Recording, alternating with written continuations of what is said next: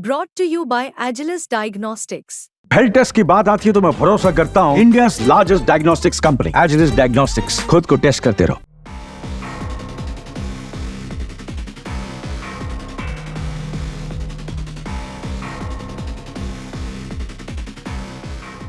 कहावत है, जो दूसरों के लिए गड्ढा खोदता है वो खुद उस गड्ढे में गिर जाता है। कुछ ऐसा ही हुआ अमेरिका के साथ, जो कि दशकों से सुपर पावर के सिंहासन यानी कि गद्दी पर बैठा था। लेकिन भारत ने एक ऐसा उलटफेर किया जिसने अमेरिकी सेना को अंदर से हिला कर रख दिया। ऐसा पहली बार हुआ है कि भारत ने पारंपरिक और विशेष हथियारों के क्षेत्र में अमेरिका जैसे महाशक्ति को पीछे छोड़ दिया। दरअसल अमेरिका लंबे समय से यूक्रेन युद्ध में रूस को पीछे धकेलने का प्रयास कर रहा है।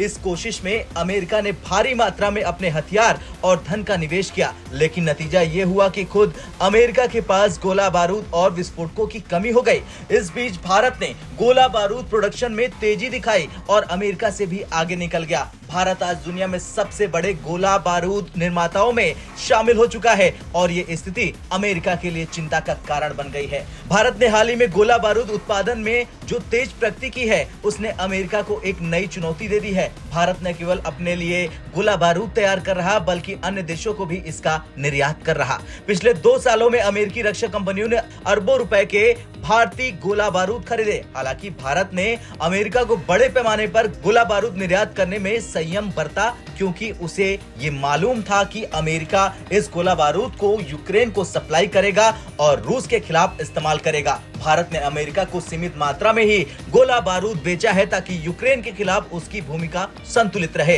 इसके बजाय भारत ने इजराइल को बड़े पैमाने पर गोला बारूद और विस्फोटक सामग्री का निर्यात किया। इससे अमेरिका के लिए और अधिक मुश्किलें बढ़ गई। अब स्थिति यह है कि अमेरिका को 2 मोर्चों इजराइल और यूक्रेन पर गोला बारूद की आवश्यकता है और उसे भारत की मदद की दरकार है। इस कंडीशन ने अमेरिका को यह एहसास दिलाया है कि अब उसे अपने प्रोडक्शन क्षमता में सुधार करना होगा। अमेरिका की सेना ने अब अपनी प्रोडक्शन क्षमता को बढ़ाने के लिए ठोस कदम उठाने का निर्णय लिया है। अमेरिका अब TNT जैसे विस्फोटक और गोला बारूद की प्रोडक्शन लाइनें नए सिरे से स्थापित कर रहा। इसके साथ ही अमेरिका भारत और कुछ यूरोपीय देशों से सहयोग की भी अपेक्षा कर रहा, ताकि उसकी प्रोडक्शन क्षमता बढ़ सके और वो अपने नए मोर्चों पर मुकाबला कर सके। हालांकि ये साफ हो गया है कि गोला बारूद के प्रोडक्शन में पिछड़ने से अमेरिका और नाटो संगठनों की स्थिति कमजोर हो सकती है। खैर, कुछ भी हो, लेकिन ये साफ हो चुका है कि भारत ने अपने घरेलू प्रोडक्शन में वृद्धि कर अमेरिका जैसी महाशक्ति को एक रणनीतिक चुनौती दे दी है।